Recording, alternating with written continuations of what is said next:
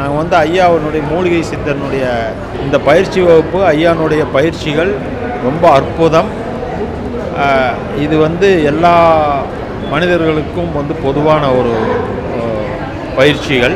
ரெண்டாவது வந்து இது வந்து உடலுக்கும் சரி மனதுக்கும் சரி மிகுந்த ஆரோக்கியமான ஒரு பயிற்சி. இது வந்து மனநிறைவோடு நாங்கள் போகிறோம், சந்தோஷமாக இருக்குது. எல்லாரும் தவறாமல் கலந்துக்கோங்க. இது குடும்பத்துக்கு ரொம்ப முக்கியமான ஒரு நிகழ்ச்சி.